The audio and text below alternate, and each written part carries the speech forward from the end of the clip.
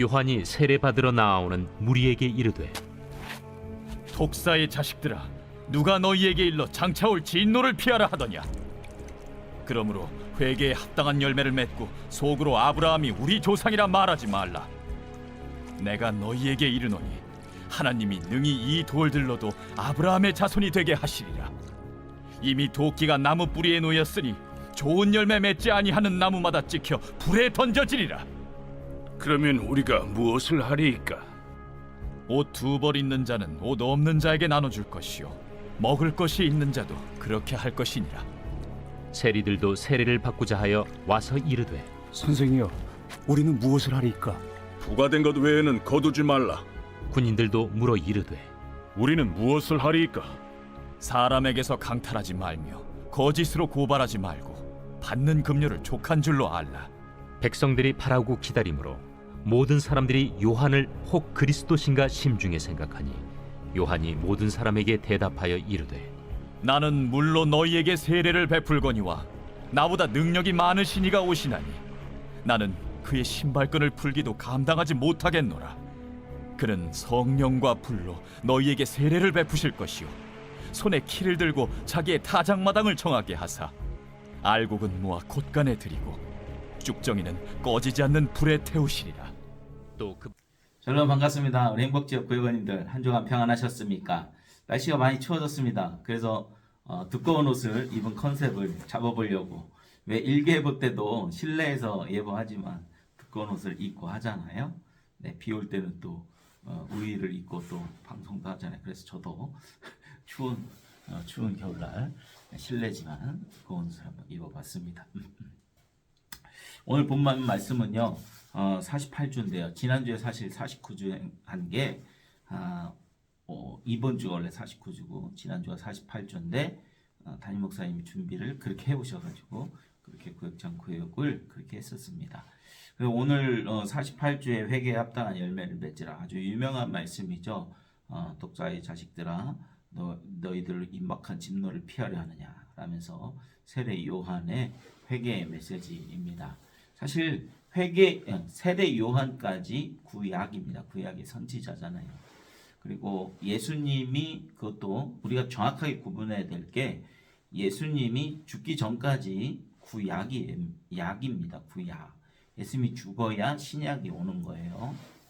그래서 세례를 받으러 온 사람들에게 생각해보세요. 세례 요한이 회개하라 천국이 가까웠다 그러면서 세례를 베풀잖아요. 그러면 세례를 받으러 온 사람들한테 뭐라고 해야 되겠어요? 야, 그래 잘 왔다, 그래 세례 받자, 세례란 말이야, 이렇게 타일러야 되잖아요. 그런데 세례 요한은 세례를 받으러 온 무리들에게 이 독사의 자식들아, 누가 임박한 진노를 피하려 하느냐라면서 아주 그냥 저주를 퍼붓습니다. 그러니까는 당시에 세례를 받으러 온 사람들의 그 마음은 어떤 행위로 이 세례, 물 세례, 이 요단강가에게 담궈지는 그 물 세례로 내가 깨끗해지고 그걸 받음으로 해서 천국에 갈 수 있는가라는 막연한 기대감 때문에 찾아온 거죠. 그러나 세례 요한은 분명히 말하죠. 나는 나보다 그 이후에 올 사람이 있다. 예수 그리스도를 말씀하죠. 그러니까는 지금 이 세례 요한이 주는 세례는 거기에 비교할 게 아니다라는 것이죠. 근데 세례 요한이 말하는 그 열매들이 뭡니까? 도덕적, 윤리적, 율법적인 삶이잖아요. 더 착하게 살아라는 것. 근데 사실 우리가 그렇게 살 수 있겠습니까? 없겠습니까? 옷이 두 벌 입는데 한 벌 어떻게 남한테 줄 수가 있습니까? 내 거 이 한 벌 잘못되고 또 빨기도 해야 되고, 뭐 더럽혀지고 그러면 또 다른 옷을 입고 대체해야 되는데 어떻게 그럴 수 있습니까? 우리는 우리의 욕심에 따라서, 우리의 필요에 따라서 그럴 수 없는 존재라는 것을 세례 요한이 가르쳐 주는 거예요. 그래서 그 세례는 그렇게 내가 두 벌 옷을 갖고 있을 때 한 벌을 못 나눠주면 와서 물로 세례를 받으면 깨끗해지지만, 그러니까 제사 방법이랑 똑같잖아요. 내가 세상에 나와서 율법을 어겨서 죄를 지면 제사를 하면 깨끗해져요. 그러나 그 제사, 그 회개, 물 세례로 하는 회개는 죄 지을 때마다 받아야 된단 말입니다. 그러나 예수 그리스도는 단번에 그것을 다 용서해 주시고 다 세례, 십자가의 세례로 우리를 다 용서해 주셨다라는 것이죠. 그래서 요한의 물 세례, 요한의 그 물 세례는 그냥 그 씻음이 어떻게 일어나는지, 예수 그리스도에 의한 씻음이 우리에게 어떻게 이루어지는지를 표적으로 보여주는 것입니다. 그래서 예수님이 급기야는 또 세례를 받으시죠. 죄 없는 사람은 사실 세례를 안 받아도 됩니다. 그잖아요. 죄 있는 사람만 가서 회개를 받으면 되잖아요. 회개를 하고 용서를 받으면 되잖아요.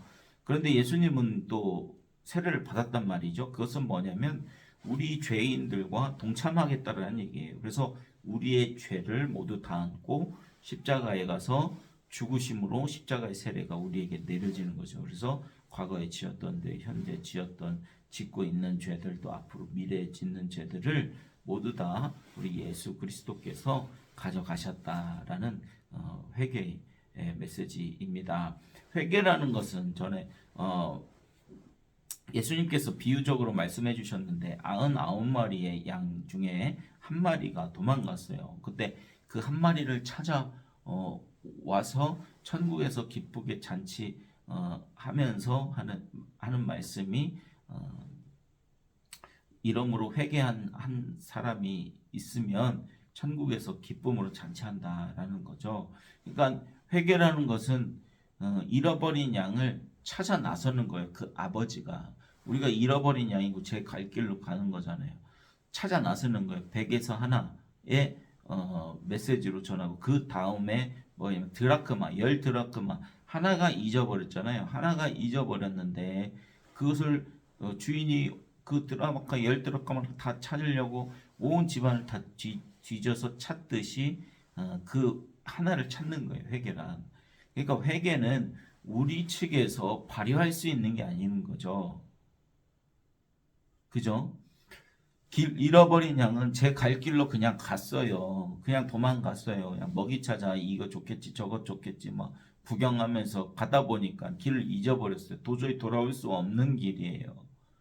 드라크마라는 자그마한 동전도 지 스스로 발이 달린 것도 아니고 인격체가 아니잖아요. 지 스스로 굴러 어떻게 하다가 도망갔지만 지 스스로 돌아올 수 없는 거잖아요. 회개라는 것은 하나님이 우리를 불러주시는 거예요. 찾아주시는 거예요. 그 뒤에 이어지는 게 이제 100에 하나, 10에 하나, 그 다음에 2에 하나 이렇게 점층적으로 예수님이 설명해 주셔요. 2에 하나 뭐가 있습니까?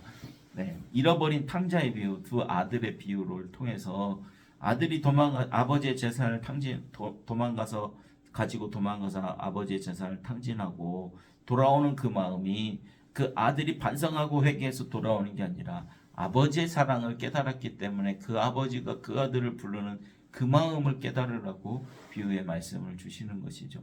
그래서 우리는 그 아버지의 마음을 깨달았기 때문에 그 아버지가 원하는 삶이 무엇인가의 삶의 변화가 주어지는 게 바로 회개의 삶인 것입니다. 회개의 열매라고 하는 것입니다. 우리가 뭘 잘해서 그런 죄들을 안 짓고 죄를 지어도 하나님 회개합니다. 또 안 짓고 더 누구를 두 버릇 가졌을 때 한 버릇 나눠서 그 열매를 도덕적, 윤리적, 율법적 열매를 맺는 게 회개가 아니라 그 하나님 아버지의 그 사랑, 나는 여전히 도망다니고 나는 여전히 그 아버지를 떠나지만 주인을 떠나지만 그 아버지가 나를 찾아주시는 그 사랑을 깨달았을 때에 우리는 스스로 변화되게 돼 있습니다. 우리가 변화되는 건 아니에요. 우리 노력으로 변화되는 게 아니라 그 사랑이 나를 변화시키는 거기 때문에 택하신 양들이 저는 아무것도 안 했습니다 라고 얘기할 수가 있는 것이죠. 회개, 오늘 배웠습니다. 회개란 무엇이냐? 주인이 나를 찾아주시는 것이다. 우리의 어떤 행위로 회개할 수 없다. 주인이 나를 찾아주시는 게 바로 회개다. 거기에 감사함으로 변화되는 삶을 살아가는 게 회개의 열매들입니다. 우리가 맺는 열매들이 아닌 것이죠. 예. 하나님 주시는 열매들 풍성히 맺혀가는 우리 행복지역 구역원님 되시길 주님의 이름으로 축복합니다. 기도하겠습니다. 하나님 감사합니다. 우리를 찾아주시고 불러주시고 늘 도망다니고 세상에 발을 들여놓는 저희들 늘 불러주시고 찾아주시니 너무나도 감사를 드립니다. 하나님, 그러나 주님의 마음, 그 주인의 마음을 따라 살지 못하는 저희들 참 죄인이지만 그럼에도 불구하고 하나님의 자녀로 하나님의 백성으로 불러주시니 너무너무 감사합니다. 그 감사함으로 살아갈 때에 우리의 삶을 변화시켜 주시고 그 감사함으로 성령님 역사하여 주셔서 우리의 삶을 선한 길로 인도하여 주시옵소서. 감사드리며 모든 말씀 예수 그리스도의 이름으로 기도드리옵나이다. 아멘.